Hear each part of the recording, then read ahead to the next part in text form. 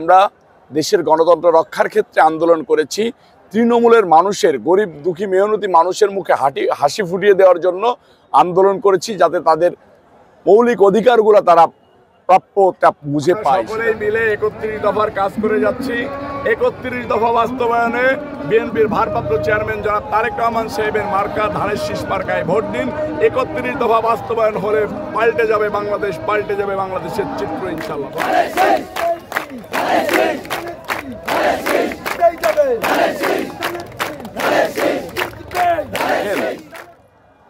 আমাদের নেতা বিএনপির ভারপ্রাপ্ত চেয়ারম্যান জনাব তারেক রহমান সাহেব দীর্ঘ ১৭ বছর যাবৎ আমাদেরকে আন্দোলন সংগ্রাম করিয়েছেন। দেশের গণতন্ত্র রক্ষার ক্ষেত্রে আন্দোলন করেছি।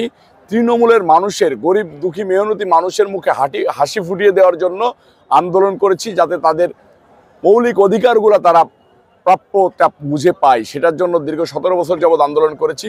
এরপরে ৫ আগস্ট ঘটেছে, স্বৈরাচার হাসিনার বিদায় হয়েছে, একটা জাতীয় নির্বাচনের ইস্যু এসেছে। বিএনপির ভারপ্রাপ্ত চেয়ারম্যান জনাব তারেক রহমান সাহেব প্রতিজ্ঞাবদ্ধ হয়েছেন তৃণমূলের চাওয়া পাওয়াকে প্রাধান্য দিয়ে মনোনয়ন দেবেন এবং ধানের শীষের কাণ্ডারি হবেন। তৃণমূলের থেকে তৃণমূল যাদেরকে চাই তাদেরকে প্রাধান্য দিবেন।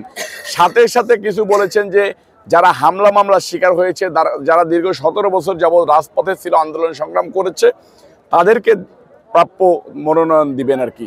সেটার ধারাবাহিকতায় আমরা মাগুরা ২ আসনে কাজ করে যাচ্ছি।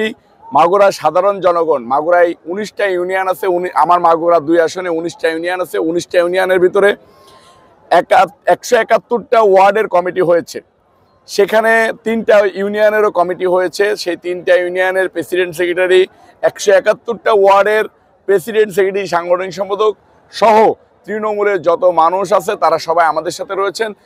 মাগুরা ২ আসনে যেসব ভদ্রলোক যারা একটা পরিপূর্ণ সুস্থ রাজনীতি চাই, মাগুরা ২ আসনে যাতে উন্নয়ন করতে চাই, এরকম একটা প্রার্থী খুঁজতেছেন। সেটার জন্য এইখানে দেখেন হাজার হাজার লোক এসে জড়ো হয়েছেন, আজকে মিছিল দিচ্ছেন। আমরা প্রত্যেকটা দিন ওয়ার্ডে ওয়ার্ডে মিটিং করতেছি, সকালবেলা বাজারে গণসংযোগ করতেছি, তো বিকালবেলা মহিলাদেরকে নিয়ে সমাবেশ করতেছি, রাত্রে উঠান বৈঠক করতেছি পুরুষদেরকে নিয়ে। সার্বক্ষণিক ধানের শীষের প্রচারণার ভিত্তি দিয়ে আসি। আমাদের মূল লক্ষ্য ধানের শীষকে জেতানো।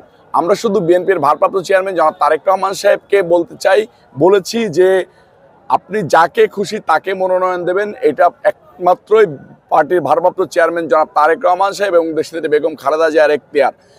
শুধু এই আসনে যাতে পাশ করতে পারে এরকম প্রার্থীকে মনোনয়ন দেওয়ার জন্য আমরা বলেছি। এটা আমাদের তৃণমূলের চাওয়া যে ধানের শীষ বিজয়ী হোক, এরকম একটা প্রার্থী যেন এখানে মনোনয়ন দেওয়া হয়।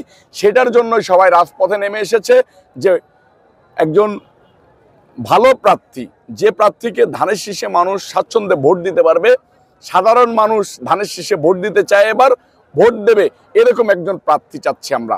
সেটার জন্য আমরা রাজপথে নেমে এসেছি এবং আমাদের প্রত্যেকটা ইউনিয়নে ইউনিয়নে মিছিল চলতেছে, ওয়ার্ডে ওয়ার্ডে মিছিল চলতেছে, থানায় থানায় মিছিল চলতেছে। এটা চলবে ইনশাল্লাহ।